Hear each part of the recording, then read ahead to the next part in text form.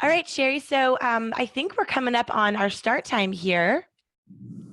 We have about a third of our attendees have jumped on. So Rob, welcome. Saressa, welcome. Lisa, Lauren, Christina, Joanna, Eleanor, Duncan, Desi, Almar, Anna, welcome everyone. Let's get this party started. So Sherry Gendel or Gendel? Gendel. Sherry Gendel from RSNA will be kicking us off. Hello, everyone. My name is Sherry Gendel, Coordinator of Exhibition Services at RSNA, and on behalf of the entire Exhibition Services team, I wanted to welcome all of the RSNA exhibitors that are joining us today from all across the globe. We are incredibly excited to have this opportunity to bring everyone together for today's webinar to discuss social media at events. This webinar, I wanted to mention, would not be possible without the support and sponsorship of our general contractor, Freeman, who listened to our desire to offer social media training for our exhibitors, and they've provided the resources to make today happen. It is our hope that through this presentation and training today that you will learn how to use social media to enhance your participation and achieve success at RSNA 2018. So I want to personally thank Freeman for helping us partner with Socialite Agency, and also give a sincere thank you to Hitachi for allowing Socialite to share how they've helped Hitachi develop an award-winning social media strategy for the RSNA annual meeting. Imagine if every time you typed, texted, or tweeted, you knew exactly how to positively influence the other person on the other side of your screen. Today's presenter, Erin Gargan-King, is a digital persuasion expert who has helped clients like the Oscars, ABC Disney, Visa, Target, Siemens, Hitachi, and others do just that. She is an Amazon #1 best-selling author and a former world champion Irish step dancer. She is the founder of Socialite Agency, which is a global social media firm. Off duty, she is surfing, snowboarding, or spending time with her huge, crazy family. So please help me welcome from Laguna Beach, California, Erin Gargan-King. Thank you so much, Sherry. Welcome to everyone here on Zoom, as well as all of our attendees right now in our Facebook group watching this live stream on Facebook Live. Today, we're going to talk about exactly how you can easily plan a successful social media strategy before, during, and especially after this year's RSNA. But first, we have some very quick housekeeping to help us maximize our technology here on Zoom and Facebook Live. So if you're in our Facebook group and for some reason you're having trouble accessing the live stream, you can click on the post with the Zoom registration link to join us. Now, whether you prefer Zoom, webinar, or Facebook Live, it's up to you. But obviously, trying to attend both at once will scar you with nightmare feedback of my voice loudly 2 times. It will probably haunt you for weeks. So try to pick one or the other. If you are here on Zoom and you're seeing a video thumbnail covering any part of this slide, you're actually able to either click on top to minimize them, or you can drag them out of the way so that it's not covering any of the imagery or texts on the slides. So today I'll be presenting for about 35-40 minutes with lots of interactive discussion throughout.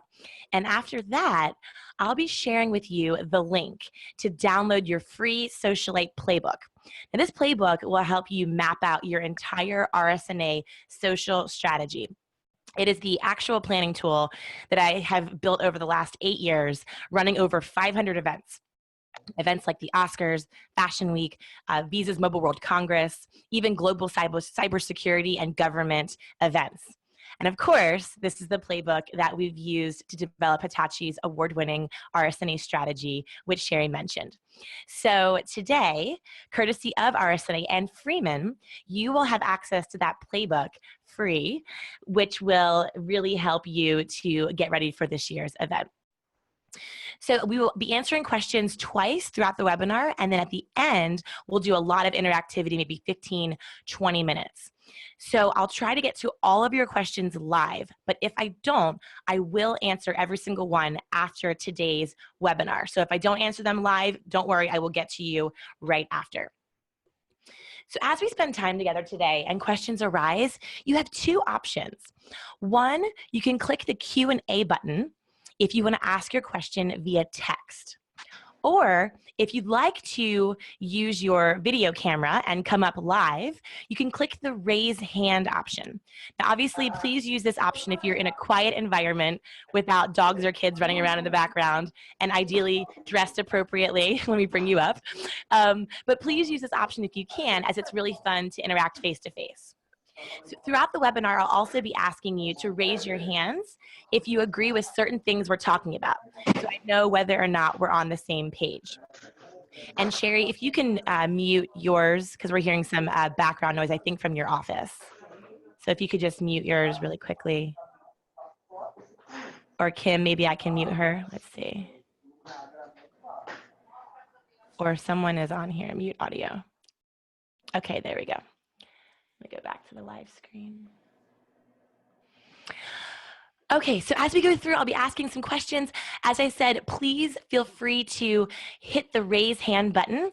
This kind of replaces the whole real life nodding head experience. So I know whether something is clear or whether I need to back up and reposition parts of the information. So whether you're typing or talking, actually I'm gonna mute everyone because I'm hearing a little bit of background noise from everyone. Here we go. A mute here. Okay, there we go. Okay, so whether you're typing or talking, please state your name, your company, and direct your question to one of the 4 team members here today. Now, if your question's about the webinar content, say or type for Erin. If it's about RSNA, you can say for Sherry. And if you have technical questions about Zoom, for Kim, questions about Facebook Live, for Kate. Sorry, we have someone that is, I'm not sure who that is that we can hear. I'm just gonna remove this person. Okay, that's better. We heard someone going to billing here. Let me see. So Kim, I have you on pause. Okay, great. Okay, great. So I will be stopping to answer questions. Please feel free to ask those. If you're trying to download Zoom or your camera isn't working, or Facebook Live is glitching, or your dog is barking, or whatever other webinar Murphy's Law issue like we're having right now with people using microwaves and talking to billing is currently happening, we will be recording this session. And so it will be available to you and all of the other RSNA exhibitors right after we finish. So you can forward it to a friend, send to your team, rewatch tonight with some buttery popcorn, whatever you'd like. The choice is yours. So if this all makes sense so far, can you please click the raise hand button now so I make sure everyone understands how this is going to work? Okay, great. A lot of hands raised. Fantastic. All right, so let's do this. So to start, what you should know is that you and I actually have something very much in common that only we can understand. Every year, we both leave our nice, relaxing family Thanksgivings to battle Chicago holiday airport mayhem. We brave the biting Illinois cold because we know it is worth it to attend RSNA. So for the last 5 years, my team and I have been working alongside Hitachi's sales and marketing teams to manage social media communications. As we mentioned earlier, our campaigns were awarded Best Social Media across the entire meetings industry by the Professional Convention Management Association. Now, this could have gone to any brand in any industry. Crazily enough, it went to a healthcare brand at a radiology conference. Now, I can hear what you're thinking. How did that happen? And how can my team and I replicate that success? Well, today, that's exactly what you are going to find out. But first, let's back up a little bit. Let's rewind to about 5 years ago. Hitachi's former head of marketing, Ray Watulich, who, as some of you may know, Ray was a dear friend of ours. He worked for Hitachi. He tragically, he succumbed to a brutal battle with cancer a few years ago. And if any of you ever get a chance to pick up my book where I talk about Hitachi, the entire case study book, basically my entire platform is dedicated to him and his vision. So So Ray really knew that social was the next evolution of event marketing, but he wasn't really sure exactly where to start, particularly with a more culturally traditional organization like Hitachi. So when he brought me in to train his sales force on social selling and his marketing team on social media marketing, he had a goal of better aligning the two around Hitachi's events. Now, I remember asking myself a question that maybe you've secretly asked yourself in the past. Radiology. Are radiologists and hospital administrators even on social media? Oh, my screen's not sharing? What do you mean? No, your screen, you don't have your slides up. Is it up right now? No. You have to hit the share screen. It's desktop 2. Step 2?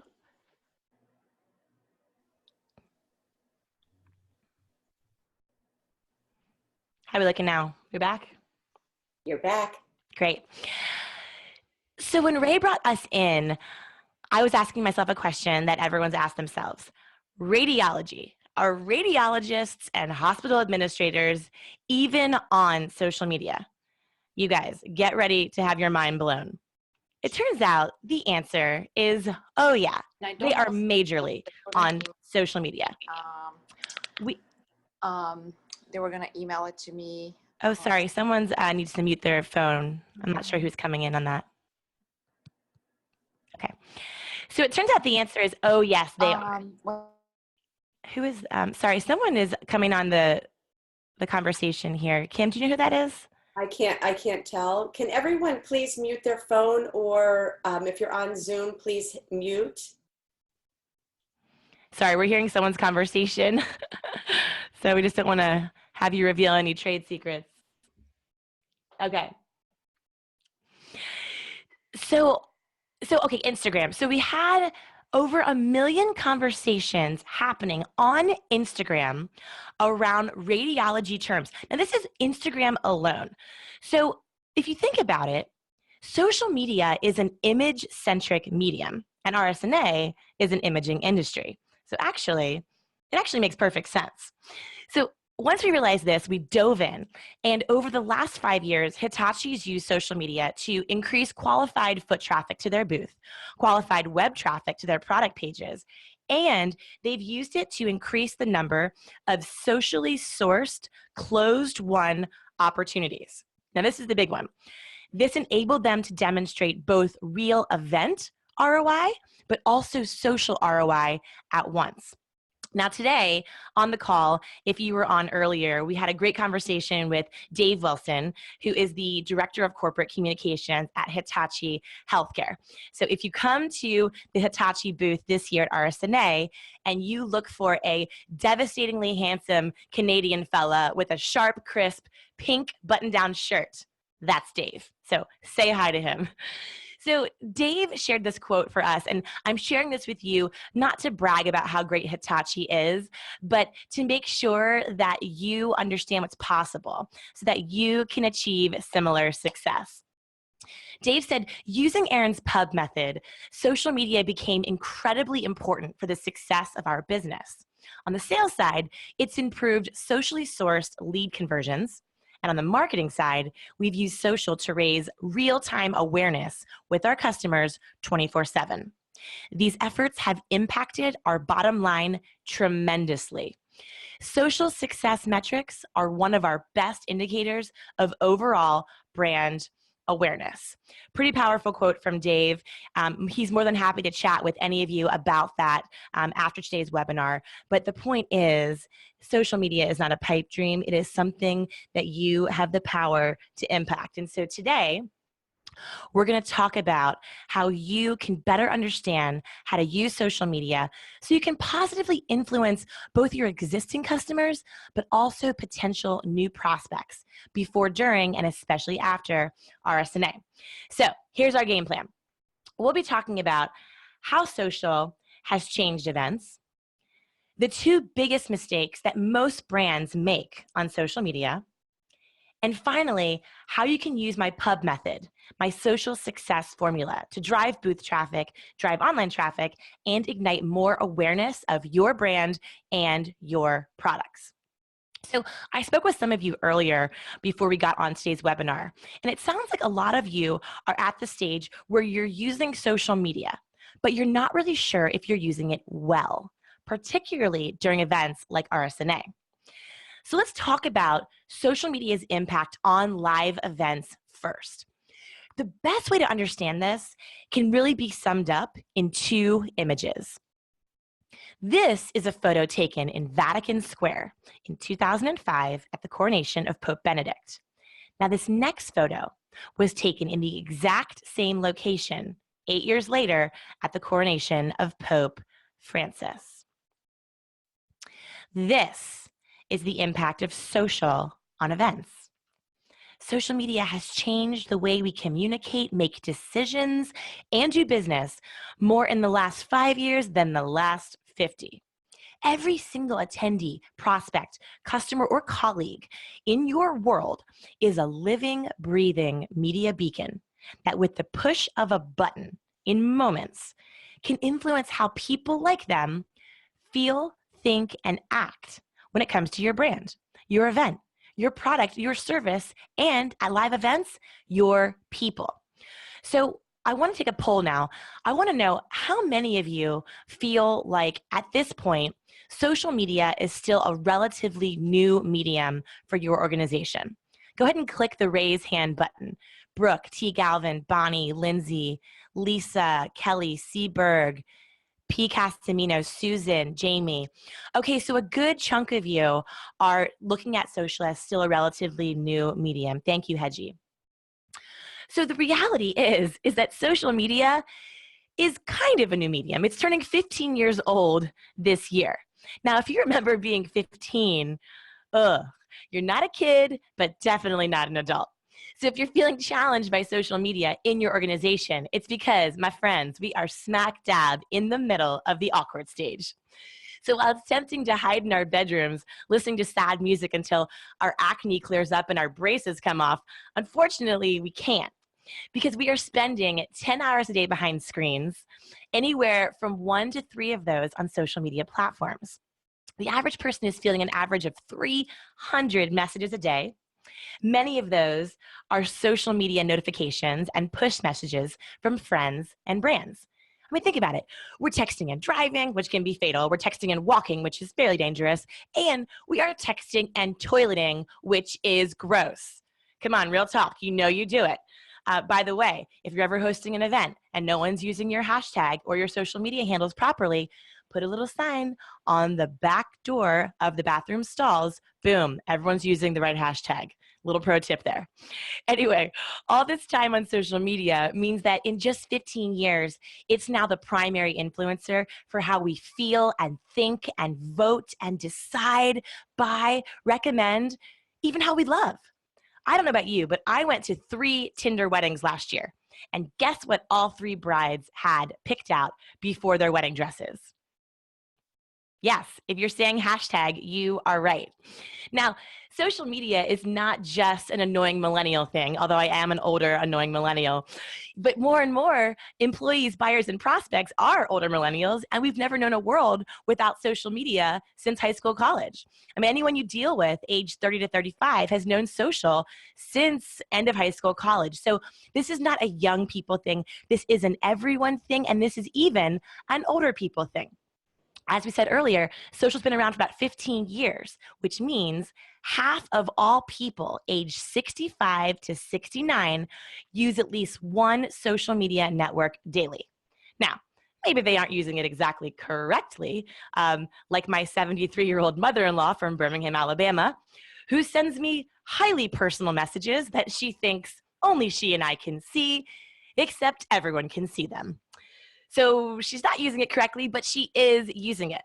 So the next time you're in a meeting and you're talking about social media, and you've probably been in one of these meetings, someone will jump in and say something about either an older executive or a chairperson or, someone that's in charge saying, yeah, this is great. We know we need to do this, but so-and-so, they don't really believe in social media. The next time you hear that, you can stop and say, believe. Look, social media, it's not Santa Claus. Okay? We're not shouting from the corners that social saves. My friends, in 2018, social media is not a religion. It is a reality. And it's a reality that has blurred the start and the end of events. Meetings like RSNA are now extended events with people connecting and sharing before, during, and after. It begs the question, does your event begin when a new prospect walks into your booth? Or does it begin when they search for your latest products to check out in person? Does it begin when they research your competitors or when they create their RSNA agendas, maybe after talking with some of their colleagues online? Because of social and digital, as you know, we no longer go to events to learn information. We go to events to find what we can't find online. We go to experience what we can't fully experience online. This is why we go to concerts, even though we have YouTube. We want to feel the vibe of you as a potential service provider. We want to touch and feel your product. We want to get inside that 360 open MRI machine and imagine ourselves as one of our patients. We want to be and bond with like-minded colleagues off screen.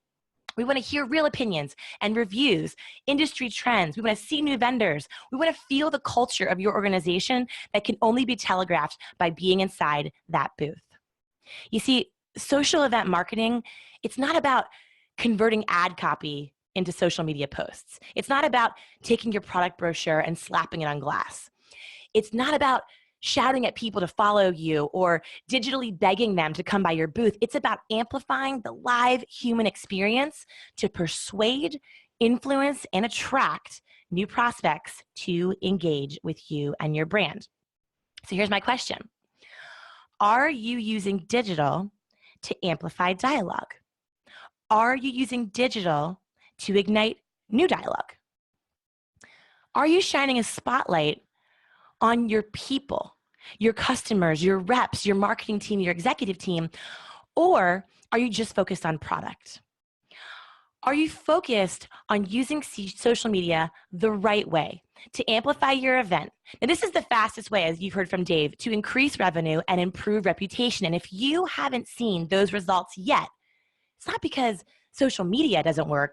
It's because maybe you aren't using it as effectively as you could be. So, what are the two biggest mistakes that most brands make when it comes to using social at their live events?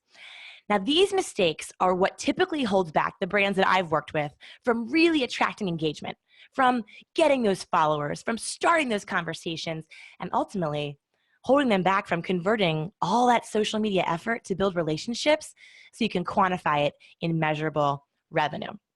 So here's the first mistake. And if you've made this, don't feel bad, because although 70% of event marketers say that social media is very important, only about 16% of them rate themselves as very effective at using it. So don't feel bad, because you're in good company. This is a new landscape. So here's the reality. The first mistake is most brands don't stop to ask themselves the most basic question for any initiative, which is, why are we doing this? Why are we even using social media at all? Are we using it for social selling, social marketing, recruitment, research and development, reputation management, PR? Are we using social for customer service? By skipping this important step and without distinguishing who is doing what and how we're going to measure success, that is where expectations are missed. That is where social chaos ensues. Just stopping and identifying the answer to this question, why are we using social, right there can clear up a lot of your social event strategy headaches. Because just doing it because everyone else is doing it, not a great reason. Oftentimes, social frustration comes in because executive teams are measuring social marketing efforts by social selling metrics. For example, social selling and social marketing are very different. The big mistake is that particularly at events, most brands confuse these two and try to lump them together when they are very different. Now, use your raise the hand button. How many of you work in organizations that are a little bit confused between aligning sales and marketing around events? Okay, Deirdre, thank you. Bonnie, Emily, Lauren, Susan, Rob, Dave, Lisa, Christina, Joanna, Susan. Okay, wonderful. So we also have Hedjay and Kelly. So it's a typical thing to confuse. So here is the difference between social selling and social marketing. Social selling is one-to-one, while social marketing is one-to-many. Social selling is based around highly personalized, deep insights. While social marketing, you're working more with general demographics, targeting personas that will resonate with certain types of persona-based messaging. Social selling is all about building relationships through that thought leadership that Dave was talking about, and also highly personalized messaging. Social marketing is about building awareness through your posts, your videos, ads, even infographics. Social selling is measured by how many referrals you get and by the revenue that you book. Social marketing is measured by things like endorsements. If someone retweets you or shares your content, that's an endorsement. Qualified web traffic to product pages, websites, and even impressions, as Dave said earlier, awareness of your brand. Now, who owns social selling? Well, it's your sales team, your internal experts, and also your existing customers, while social marketing is owned by the marketing team, internal experts, and existing customers. So a lot of the frustration that you see is because your executive team is trying to use social marketing to measure it under the constraints of social selling, and that's the big disconnect. Does this make sense? Raise your hand if this is making sense to you. Let me see a raised hand. Emily, Lauren, Kayla, Lindsay, Bonnie. Okay, cool. Everyone's on board. Fantastic. So that's the first mistake. The second mistake that most brands make is they are operating in selfie mode. This is a photo of a fellow named Robert Cornelius in 1839, using a mirror to create what is generally accepted to be the world's very first selfie ever recorded.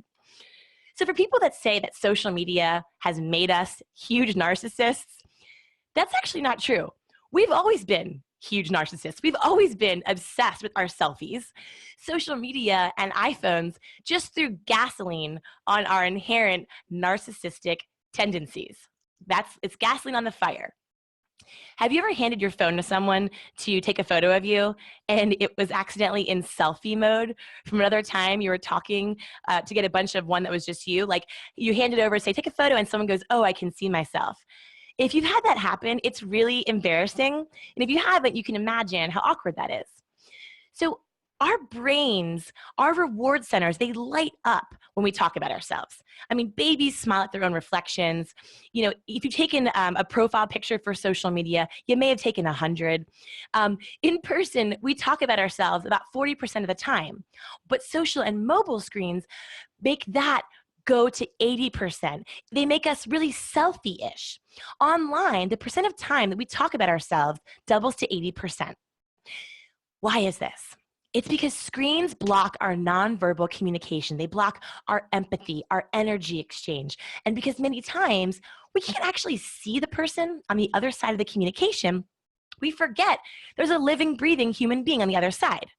And there's many studies that show we are scientifically set up to be highly ineffective, highly non-persuasive, and highly bad at communicating behind screens.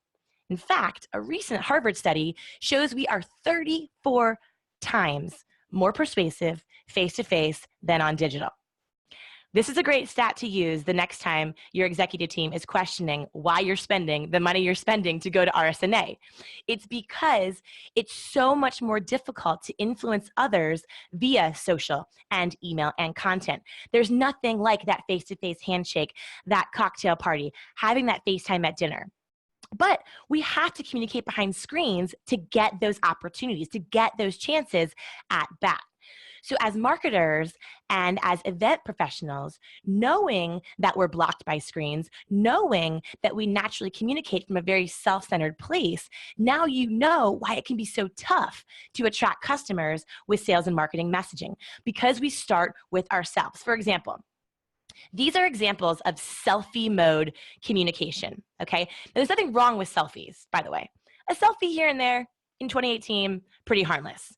But imagine you had a friend on social media that did nothing but post selfies all the time, every day, on every platform. Would you feel differently about them? Perceive them differently? Maybe start to lose interest after the first 500? Maybe even ignore them? Maybe that person you'd stop noticing. You'd stop reading their posts, unfollow them, hide them. Think about that. So these are some examples of selfie mode communication. Hi, my name is X. I work for X. I was hoping to meet with X. I wanted to see if I could get some time.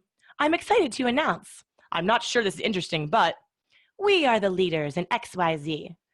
We are better than competitors XYZ. Our products and services can do XYZ. And check out our story, our people, our products, our booth, our links, us, I, we. The second mistake that people make is being a brand that is communicating in selfie mode. The remedy for that, and this is the big takeaway from today's conversation, is to hit that selfie button and flip the focus. If you want to inspire people to take action, to engage with you, think about your content like a camera and flip the focus. If your message or post was a picture, would it be taken in selfie mode, staring at yourself, or would you be taking it in regular mode, focused on the other person, the subject in front of you? Think for a minute about your social media, your emails, your digital communication. Who do you see in that lens? Do you see yourself or your customers? Now, if your content is essentially posting brand selfies all day, all you have to do is flip the focus, switch the lens you're looking through, and that is the first step to start experiencing a lot more social media success like Hitachi and like the other brands that I work with. So if you have spent a ton of time and money and effort on social and you haven't seen an increase in revenue or an improvement in your reputation, this is why. You're simply looking through the wrong lens. Just push the button and flip it around. So here's how you do this, okay? I want to introduce what Dave was talking about earlier. He mentioned the PUB method. Now, this is the formula that's helped hundreds of sales, marketing, and event professionals to be better on social. Now, you're probably wondering why it's called the PUB method. I can hear your thoughts right now through the screen. So if you want to hear the backstory, you have to read chapter 2 of my book because it's a long story, but it's a good one. So I'll explain that maybe if we have time at the end afterwards. So the PUB method. The PUB method starts with P, which stands for personal. The first question to ask yourself before your fingers hit that keyboard, whether it's an email or a social media post, am I opening with something personal to my customers and prospects that they care about? Is the first word of my sales message I, or is it you? Is the first word of my marketing message we, or is it you? For example, Hitachi decided that instead of staying in selfie mode and sending the classic mass invitation to a big list of people to stop by the booth, schedule a demo, come to the party, come see them, instead, they decided to flip the focus, use the PUB method, and get personal. So what they did was they decided to use their sales force. They decided their why was going to be social selling. So they started by having their sales force send personalized, custom invitations to individual prospects and customers one-to-one. They divided up their territories by reps.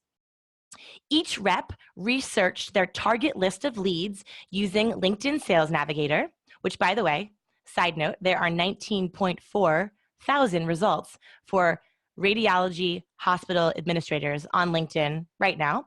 And as of last week, 541 of them had just changed jobs in the past 90 days.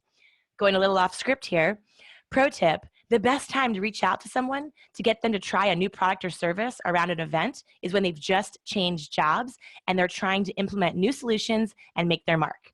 Side note. So each rep polished their profile to be customer language, solution language. They didn't write their profiles in selfie mode. I was the President's Cup winner. I was this, I was that. Because you know what? If you say what a great salesperson you are and someone goes and visits your profile, you know what they think? They think to themselves, ooh, this is probably a really slick salesperson because they're so good at sales. I don't think I want to work with them because I'm afraid they'll sell me something that I don't really want. Your language of your profile should be customer focused, solving their pain points, speaking to their keywords, their issues. So we had them polish their profiles to not be in selfie mode. And we ditched the cheesy selfie mode, copy and paste pitch. We ditched the pitch. You may have seen these messages. Some people call them emails. I call them me-mails because they're all about us. I also call it the why I rock message because it usually goes something like this. Here's why I rock. Here's why my company rocks. Why my products rock. Why who else thinks we rock. And are you interested in meeting with me so I can tell you more about how we rock? Guess what? 99% of decision makers, the answer is no thanks. So we flipped the focus and we sent each target a highly personal message. Here are some examples. RSNA bound? Looks like you're a fellow UMD grad who also likes the Yankees. Okay, you're not going to be best friends from that open, but what it's going to do is get that person to stop the scroll. Their brain is going to register you as different from every other salesperson. The goal is not that that line is going to make them your best friend. The goal is it's going to get you a chance on deck without being scrolled by or deleted. How is your new position treating you so far? I know Dave Johnson from a past life. Great guy. Are you looking to explore anything particular this year in RSNA? Personal to them. Sherry Smith recommended we connect before RSNA this year. How do you two know each other? I've worked with Julie and Mark over at your hospital in the past. Will they be attending RSNA with you this year? So you're just trying to open dialogue. So that what they did was, depending on how each prospect reacted, maybe they clicked on their profile, maybe they responded back, maybe they accepted their friend request. Then when it was appropriate and effective, they could send something that was a little more of a personalized invite, a lot more effective than the old school, cheesy, spammy mass email. Something like this. What's on your schedule for Wednesday afternoon of RSNA? I have a demo open at 10:30 if you want to stop by for some coffee and conversation. As Dave mentioned earlier, people love coffee. Would love to meet in person and get to know you better. Here, these are all, by the way, separate messages. Here's the link to a virtual demo of one of our latest technologies. If you'd be curious to see it in real life, we can pencil you in for a quick 15-minute demo in our booth Monday at 10. Another example. Looks like you follow a few of our competitors. If you're curious how our machines stack up, attached is a sneak preview of a new technology we're debuting at RSNA. We then tracked the scheduled demos, we tracked the meetings, and made it a competition. So in the weeks leading up to RSNA, each week, the sales rep with the most scheduled meetings got a gift card. Guess what? One-to-one, personalized, targeted invitations far outperformed generic, everyone sends the same thing emails every single time. Now, the beauty of this, that's pre-show. The beauty of this is that on site at RSNA, then when you scan badges into the booth, it makes your social CRM so much easier because now you can track socially sourced leads pre-show, moving them to demos in your booth on site, and then tracking the closed won opportunity after the event. This makes your job a lot easier to demonstrate why you're investing in social, why you're investing in your event.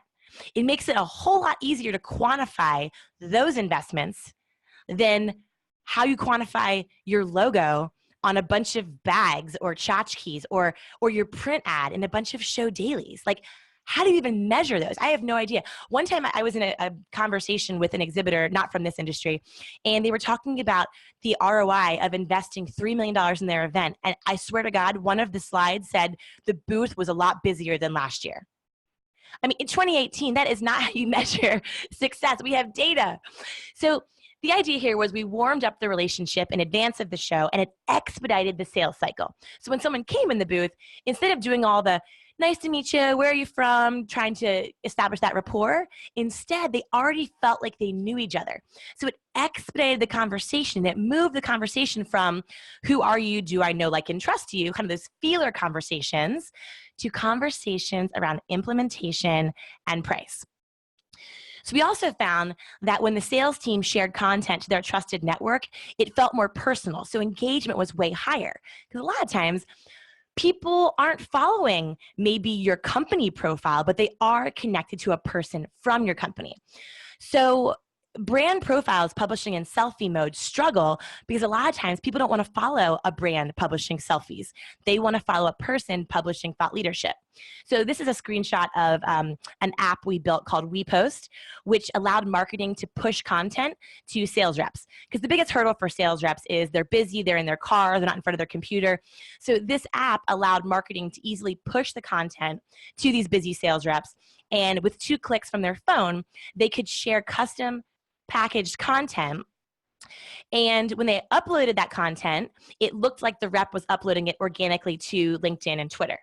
So it also worked the inverse way. Reps that were in customer meetings, doing demos on the show floor, can upload rough video and photo moments with like some copy. This is Ray from so-and-so, and he works for whatever. And the marketing team could then grab that content from customer meetings, polish it up, add their marketing perfection, and redistribute it out back to the entire team.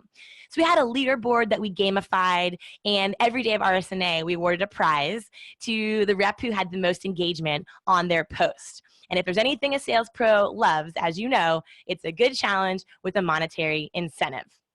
So that's how we started off, by being personal. So I'm going to pause here for a second. Let's talk about some questions that you may have around this piece of the presentation.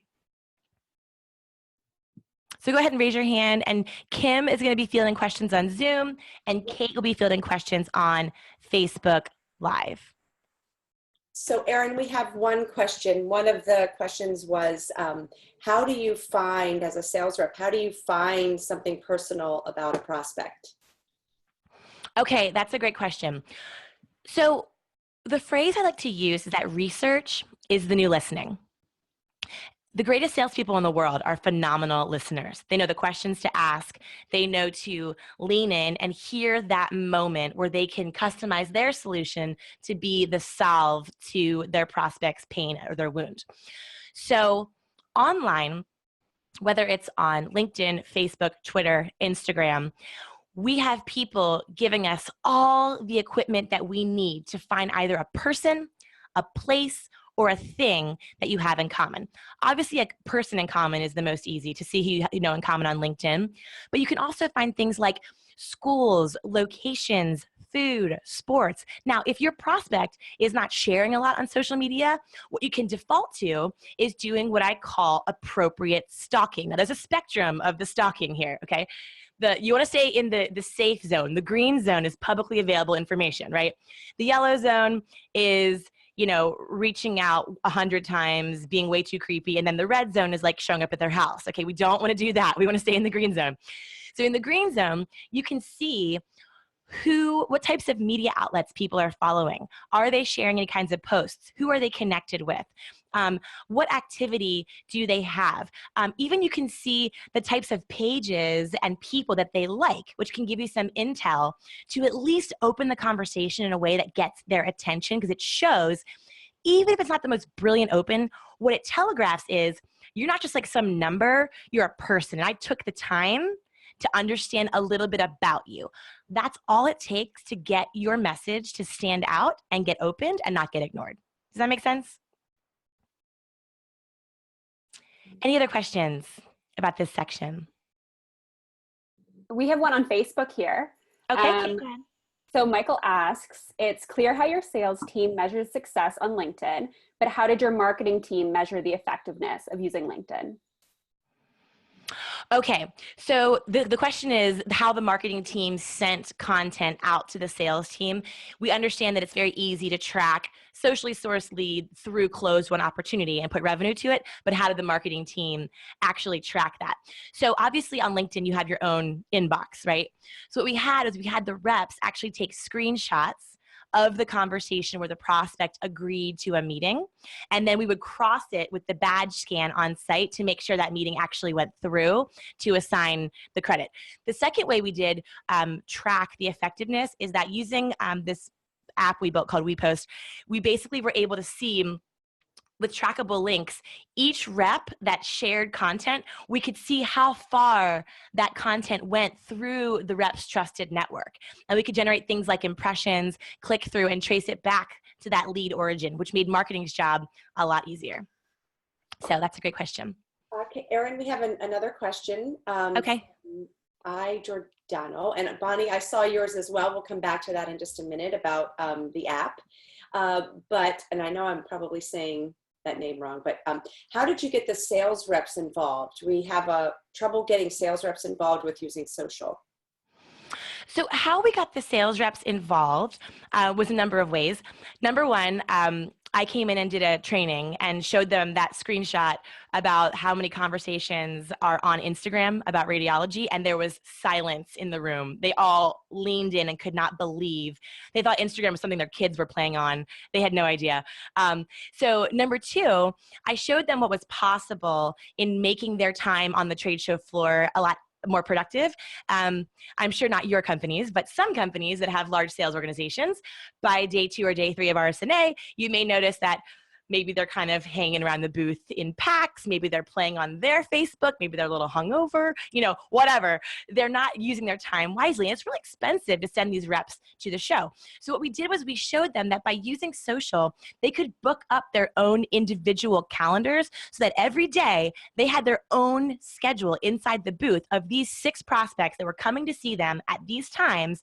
So they weren't just waiting around serendipitously hoping someone would stop by the booth. They had a game plan, and we ultimately showed how they could track that to deals won. The third way that we made it exciting for the reps was we gamified it and incentivized it. They're all very competitive, so we were able to show that if you use social, it's not just like, good job you for doing something that no one cares about. We made it a priority. It was at the top of the sales meetings. We showered accolades in the form of gift cards and look at this person leading the pack based on their social activity. So kind of giving them that good job in front of the group made it clear this is a priority for your job. Some companies that I've worked with, we've written it into their job descriptions. So when they have their performance analysis at the end of the year, it's actually something that they're measured on with their compensation. And then if all else fails, fear works. If you may have noticed, AI is coming, robots are coming. And if they can perform brain surgery and drive cars and they can track emotion, I guarantee you that robots will figure out how to copy and paste the same boring message over and over again.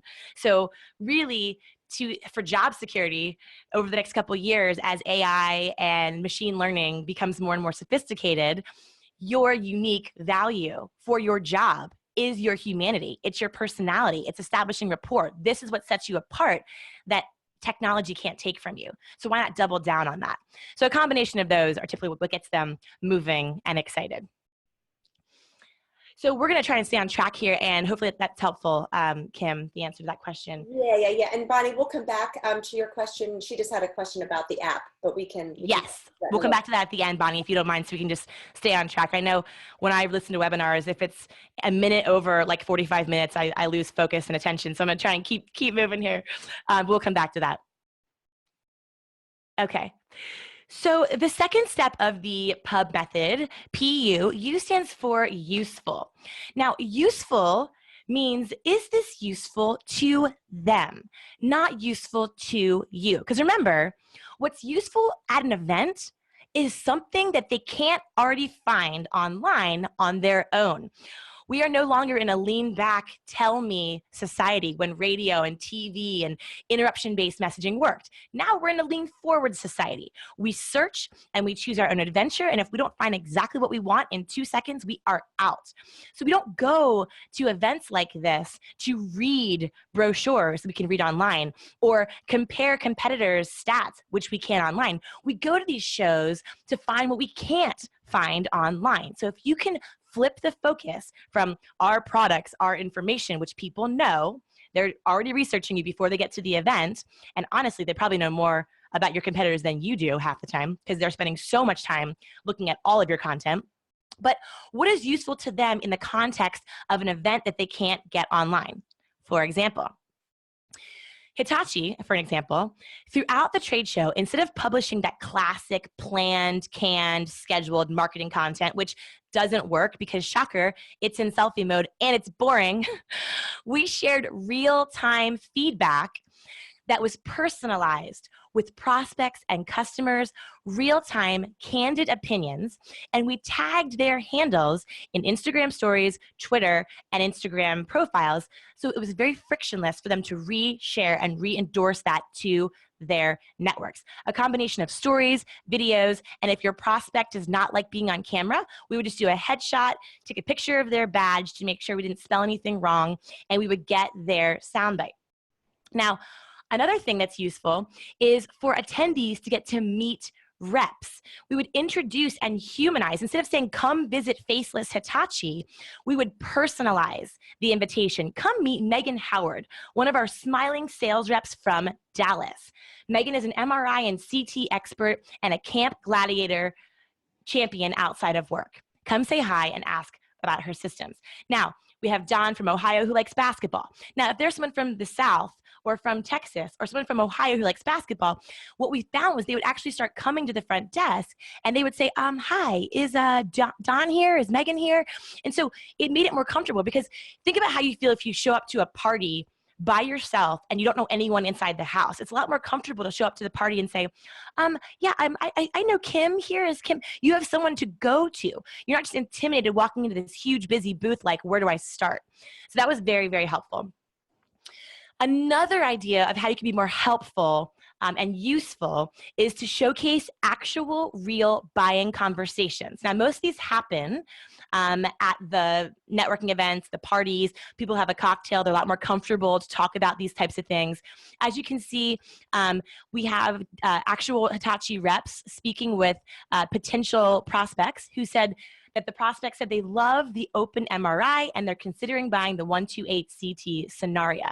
So publishing that people are actually, here Dr. Rice, Natalie came by to ask about the table limit.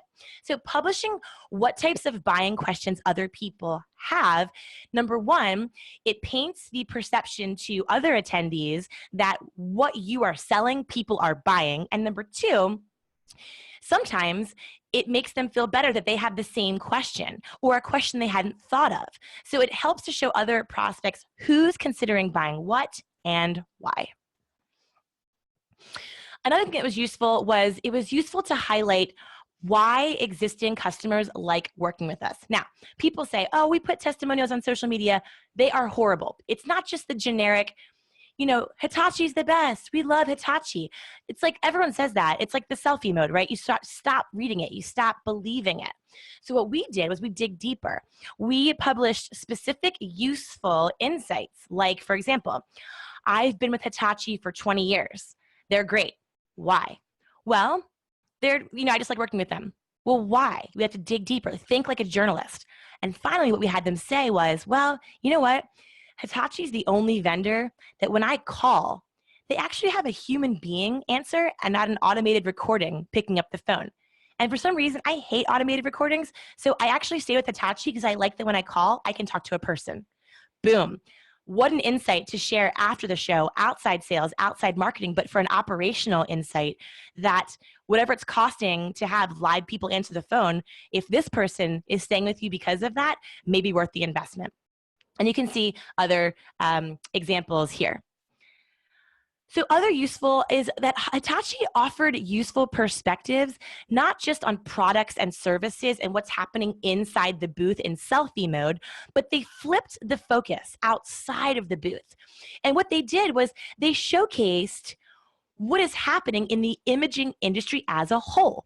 We had representatives from my team and Hitachi's team live streaming thought leadership, live tweeting power quotes about what's next, uploading photos of presentations, and even after the general sessions, we would interview different attendees to get industry insights. Now, the power of this is that interesting nuggets, interesting sound bites had attendees retweeting us, and who brought them that interesting piece of information? Hitachi. So it's a lot more of a subtle way to actually make an impact rather than just shouting about themselves the entire time. And finally, post-show. At the event, Hitachi wanted to be useful to attendees. Again, flipping the focus from selfie mode, not just outside the booth, not just outside the event, but into the evening, outside exhibit hours. So we would provide things like hospitality recommendations on food, Uber codes for transportation. Hey, there's a spin class at 6 a.m. at the gym at the Hilton. Certain shortcuts, like for example, where there were really long lunch lines at two of the lunch places at McCormick, one of our gals found a really short line at a secret small pizza place by a bathroom that was kind of off the beaten path. And so we tweeted it and said, hey, if you want to cut the lunch line, there's a shorter one over here by the bathroom in North Hall. And people loved that. So just ways that we're able to enhance that experience. So people are thinking, wow, Hitachi is helping me. If they help me enhance my experience at RSNA, imagine what it's like to actually work with them in real life. Actually, a couple years ago, one customer had seen this pizza recommendation at Sienna Tavern, which obviously looks delicious. And they actually asked their rep, hey, for dinner tonight, do you mind if we go to that place that you recommended on your Instagram? And they did, and they loved it. So also the thing that's fun is when you recommend restaurants and bars and different kind of diversions outside the show, we would actually take a poll among the Hitachi team. So it was like, this is our team's favorite pizza place. And it kind of showcased that culture.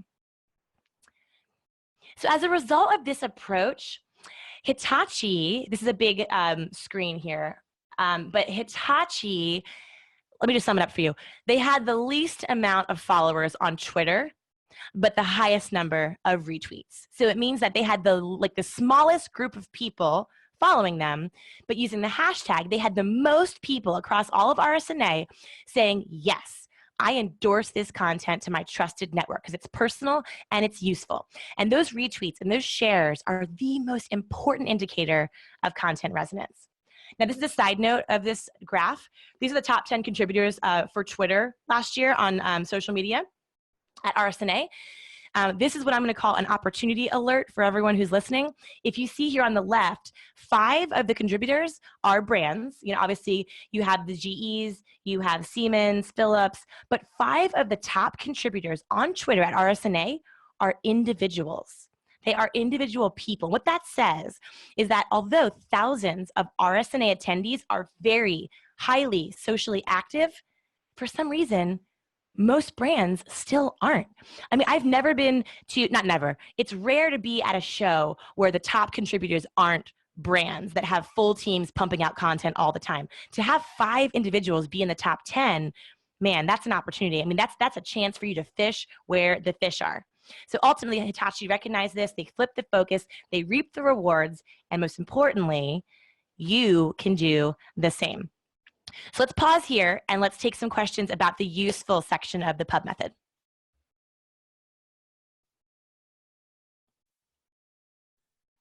Great. Hi. Do you want to go from Facebook first? Sure.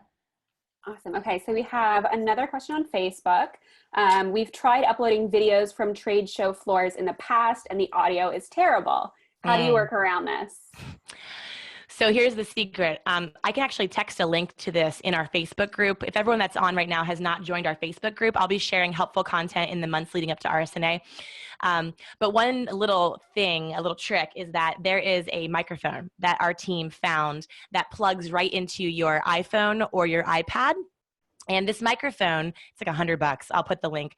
And your social media team can plug it into their phone, hand the microphone to the interviewee, shoot for mobile, because most social media, about 80%, is consumed on small screens.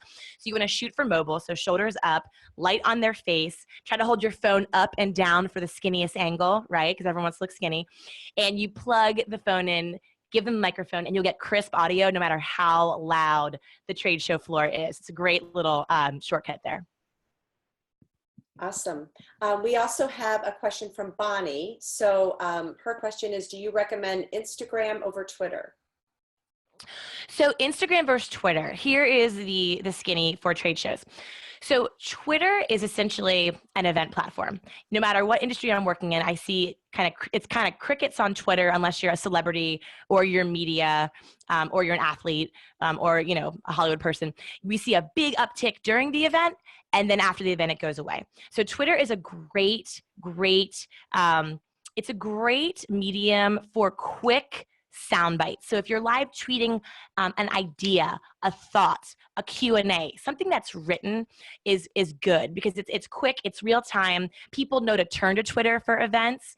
So it's a great thing for just kind of exchange of more ideas and information. Now, Instagram is our #1 performing platform for all of our events, particularly Instagram stories. The great thing about Instagram stories is that this is if you want to showcase the experience. You want to help people feel that they are there. Whether it's the static post or what we're seeing is the future of social, which is the stories format. Ephemeral content that disappears, that you can tell a story with a beginning, a middle, and an end. And the idea is you want to share that experience from within your booth. You can ask poll questions. You can highlight and tag your different attendees and customers. And the beauty of that is if you tag them in their feedback, now Instagram last month rolled out a feature where you can add them to their story. So for example, if I'm in Hitachi's booth and I give a soundbite, Hitachi uploads me to Instagram stories, I get an alert that says Hitachi mentioned you in their story. And all I have to do is click add to story. Now that whole lovely, beautiful packaged piece of me is now living on my story, which goes out to all of my people who are probably in the industry, who probably follow me. So it's a great way to get amplification and really showcase the experience. Instagram's a great way to cultivate FOMO because you can pull all that content off of Instagram and you can repurpose it for evergreen content later. You can upload it to Vimeo, YouTube, use it in your emails, your website, all these great nuggets you can pull, and it's already packaged and ready to go for kind of 365 communication. Okay, we had one more question from Sandy, and it said, how do you get approval from before posting? So how can you do real-time posts, and how can you get approval? So we have to talk a lot about legal, and we'll jump into that at the end of this talk. But one quick way that is a lot faster than getting someone to sign a media release form and all this stuff, it's just too much. What I do is I just record the person saying, yes, I agree that my interview may be used on so-and-so's social media channels. And I take a picture of their badge, and that's what we've used in the past. We've never had a problem with it in running 500 shows for every brand you can think of: Visa, Target, Siemens, ABC, Disney. That seems to be sufficient as the modern day I agree to this. Now that does take a little finagling with the legal team, but there are lots of precedents to show them, to allow them to agree that that's kind of the future, that's the way. And also when they sign up to be an attendee or an exhibitor at RSNA, using their likeness in photo and video is also covered within the show itself. So it's kind of a double insurance. So we're actually at 12 o'clock now, so I'm going to move on just to the very end here of the presentation, and then we'll knock out all the questions we can. If we can't get to it, ask it on Facebook, or if you ask it here in the chat, I will answer all of them here as soon as we complete the webinar. So the last step is brief. So personal, useful, and brief. And this section is very brief because the whole idea here is that wherever possible, if you can show and not tell, you will see a lot more engagement on social media. Wherever you can cut copy and reduce reading, you will win. For example, if you can use video, images, infographics, live streams, wherever you can replace copy-heavy product pages and printouts, you're going to see a lot more engagement. Social media is a visual medium, and visual storytelling will drive far more engagement than listing off a bunch of capabilities. And so if you visit at Hitachi_health on Instagram and scroll through their Instagram profile, go back to last year's show, you'll see what I mean with the visual storytelling, and you can borrow some of those best practices, thanks Hitachi, for yourself. So personal, useful, and brief. This is the pub method that I've used for over 500 events for dozens of brands, and it's something that's very simple to remember when you're creating your sales or marketing messaging. Is this personal to them? Is this useful to them? Is this as brief as possible? Because people have very short attention spans and they don't want to read. So we love having emoji conversations. We love pictures, even radiologists who are still people too. So before I share with you the wrap up here, what I want to do is talk a little bit about I'm going to share with you the link to the Socialite Playbook now to stay on time. But before we do that, I'm going to have you get a chance to ask some questions around things that are holding you back. So not questions about platforms and tools, which we'll get to later, but let's talk about like objections, things that are, you're listening to this and you say, it sounds great, I want to do this, but, yes, but. Let's hear those.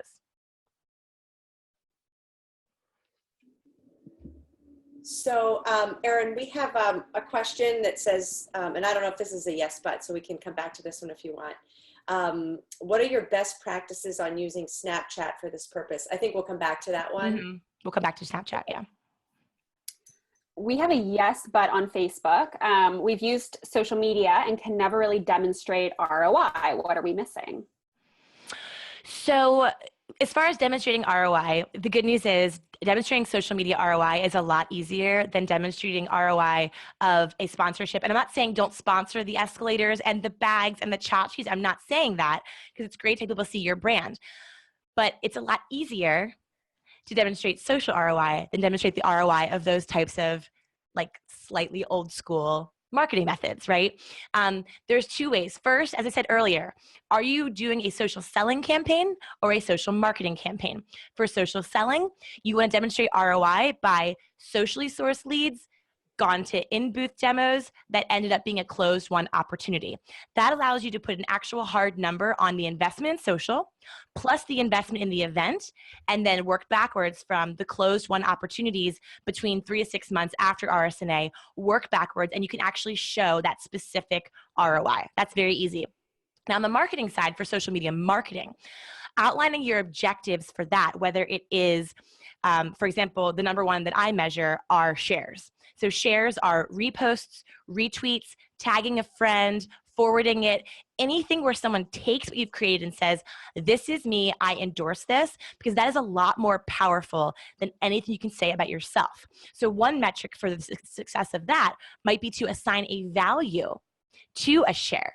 So for example, if you look at your referral system now, we know referrals are very powerful. Can you assign a dollar amount to a share? And then you can work backwards. We spent X on social media. We got X number of shares as one metric to demonstrate the actual tangible ROI. All right. We have another question. Do you want to take another question, or We'll do one more and then we'll do the rest on Facebook. Okay. So it's a yes, but that says, we are so busy at our event. How would we have time to do all of this? That's a great question. So this is the key. Most brands try to silo social media. A lot of times they will add social media to a marketing director's plate. They'll say, okay, you're in marketing, so can you go ahead and be in charge of the booth, the email, the events, the video, the advertising, the promotions, the sponsorships, managing the sales reps. Oh, and on top of that, if you could also do our social media, that'd be great. In 2018, that's insane. There's no way anyone can do that. That's number one. It's not one person's job on top of all those other things. Number two, the second thing people will do is they'll say, who's the youngest person in the organization that spends the most time on social media? Or who's our graphic designer that can design stuff to throw on social media? Social media is the most powerful way for everyone to see what you're about. You would not throw a junior employee or a designer at the table with your most important clients, and that's who's seeing this content. So that's also a no-no. The future of social for these types of events, number one, is to empower your organization to speak on behalf of your brand. Social media takes a village. Training your sales team, training your marketing team, creating a social media policy with guidelines, getting all your executives and legal to agree, hey, anyone that's going to be at RSNA, if they agree to this guideline that says, here's how we're all going to play in the sandbox, do's and don'ts, and I understand that if I don't behave in this way, that my job could be at risk. Everyone signs off on this, and the organization empowers salespeople and marketers to speak on behalf of the brand. Brands can either trust their employees. I mean, they're trusting them in the booth anyway to talk to customers and clients. So I don't know why it would be different on social media. But empowering the organization to understand that it is a enterprise level initiative. Now, if your organization is not anywhere close to that, that's kind of a run.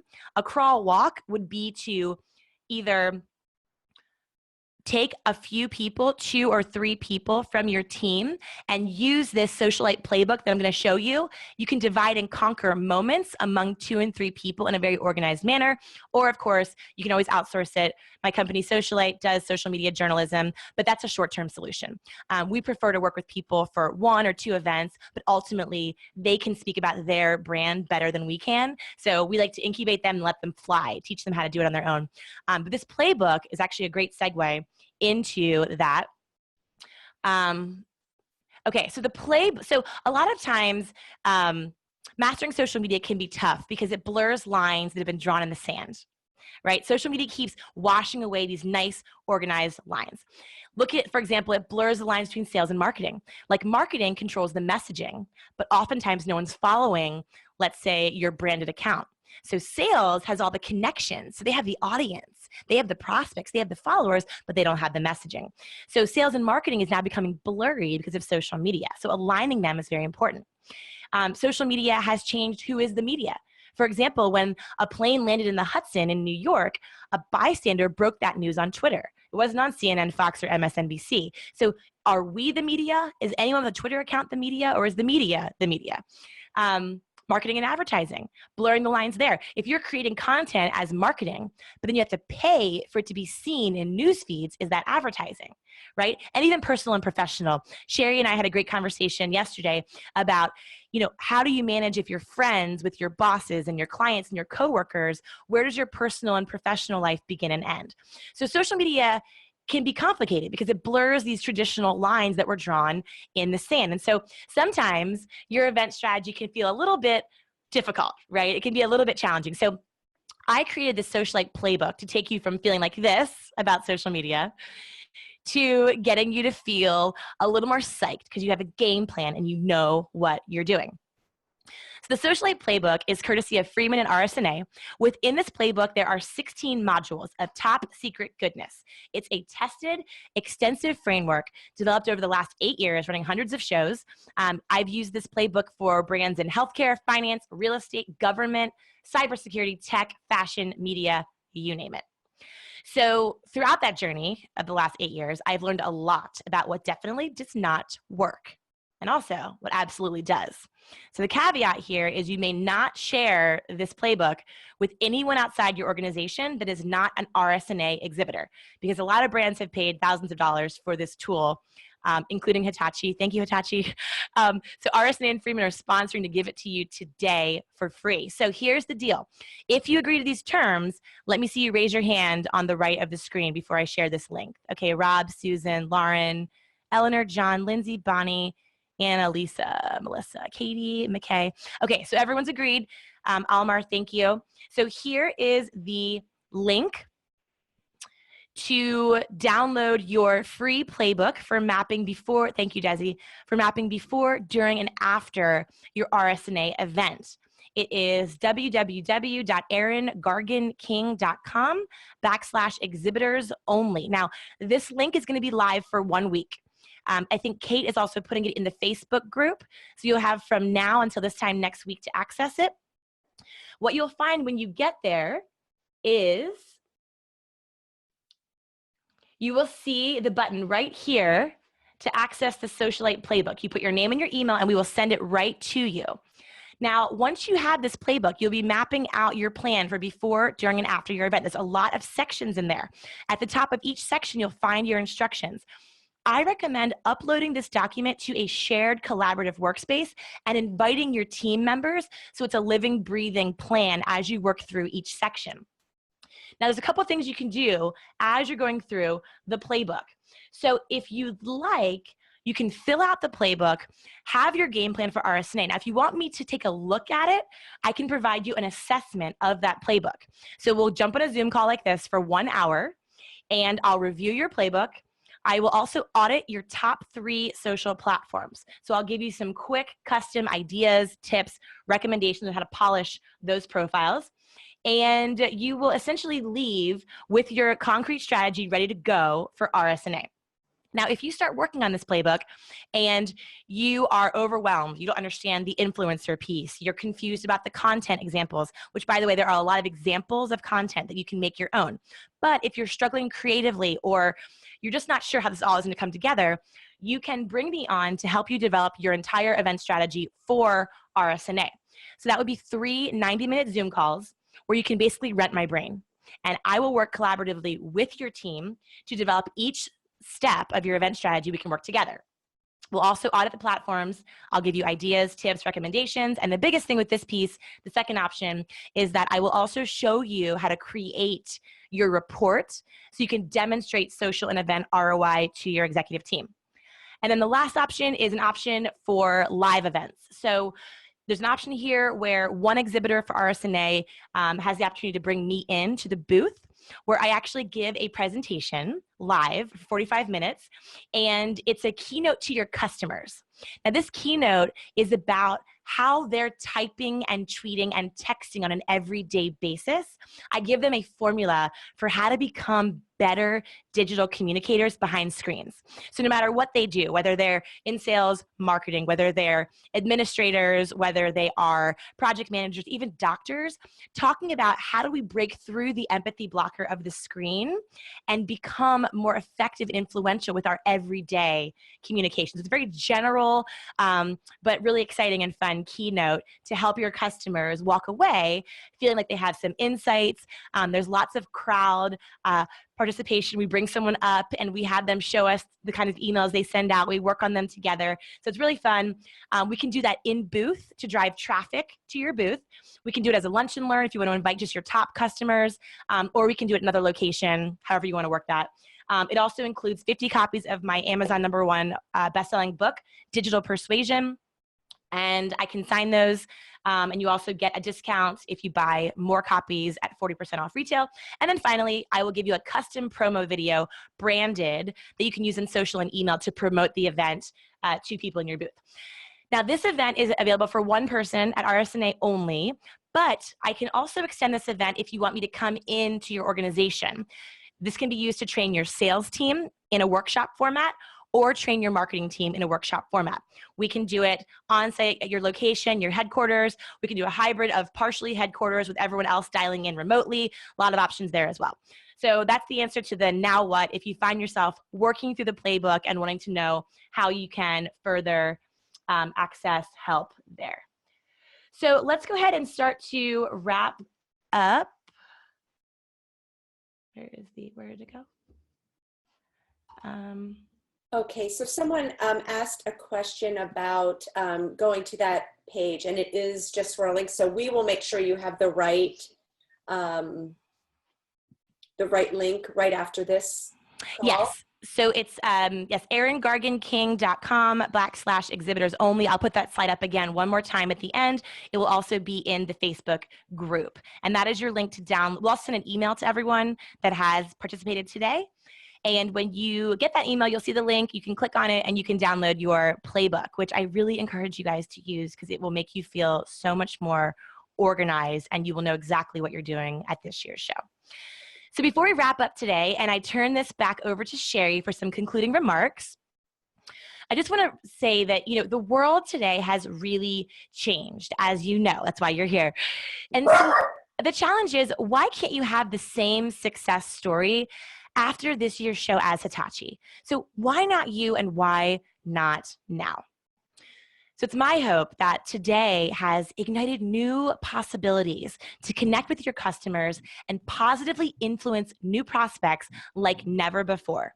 So thank you again to everyone here, to RSNA and Freeman, to Hitachi and Dave for joining us. And I look forward to continuing this conversation in our Facebook group. So thank you all very much. Thank you, Erin, for such a great session. I think it was some excellent questions and good discussion. And I want to thank each person that participated, asking those questions and kind of digging deeper into some of the material. If you're looking for any additional social media coaching, as Erin said, her contact information is there on the screen for you. And once again, I want to thank Freeman for their support of RSNA's exhibitors and for sponsoring today's webinar. If you will be on site at RSNA 2018, feel free to stop by the Exhibition Services office. We're in the North Hall. You can introduce yourself to me and the rest of the Exhibition Services team. And we look forward to seeing you all in November. Bye. Thanks, guys. Have a great day.